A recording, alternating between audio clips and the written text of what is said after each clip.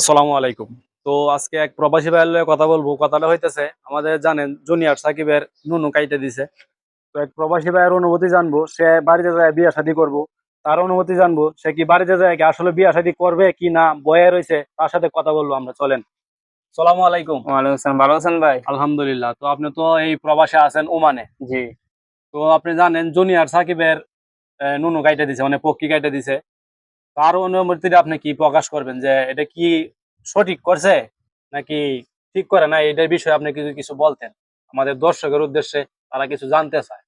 ঠিক আছে, আপনার অনুভূতিটা কি যে এই যে মাইয়াটা এই কামটা যে করলো তার একটা মানে তার বউ, ওই ছেলে জুনিয়র সাকিবের বউ হইলো শিখা, সে রাত্রেবেলা যখন ঘুমাইছে তার পক্ষী কাইটে দিছে, তাহলে আপনার অনুভূতিটা কি? আচ্ছা ভাই, কি দিছে? আচ্ছা ভাই, আপনি যেহেতু প্রশ্নটা করছেন, আমি সিদ্ধান্ত নিয়েছি যে বিয়ে শাদী করবো না। কারণ হলো, হ্যাঁ, আমাদের দেশে যে আপনি যে প্রশ্নটা করছেন জুনিয়র সাকিব ভাই, উনার যে পক্ষ কাটতেছে, হ্যাঁ, হ্যাঁ, নুন যে ভাই কাটতেছে, এটা তো আমরা সবাই দেখছি, সারা দুনিয়ায় বাইরে দুনিয়ায় লেগে গেছে। দেখছে, হ্যাঁ হ্যাঁ।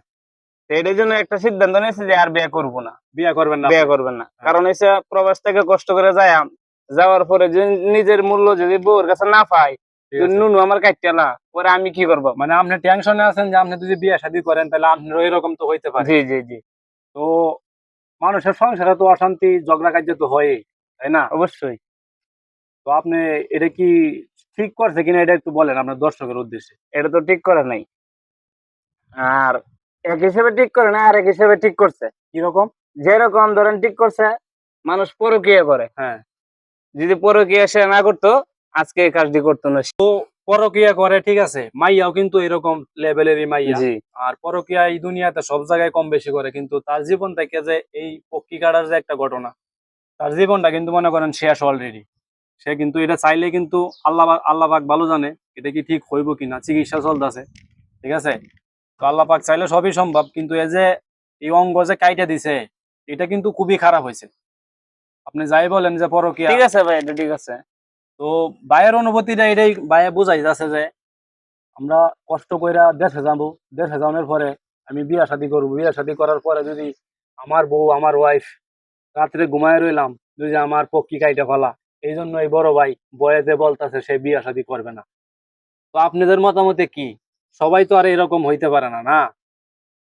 মেয়েদের মাঝেও বেশ কম আছে, মেয়েদের মাঝেও খারাপ ভালো সবকিছু আছে। তো আপনারা সকলে কি ভালো মন্দ যাচাই করবেন, ভালো মন্দ যাচাই করে তারপরে বিয়ে শাদীর দিকে আগাইবেন। ঠিক আছে, ঠিক উল্টা আছে। পাল্টা লোকের সাথে সম্পর্ক করবেন না। উল্টা পাল্টা লোকের সাথে সম্পর্ক করলে নিজের এই সোনা পক্ষী হারাইতে হইব। তো ভালো থাকবেন সবাই। সালামু আলাইকুম।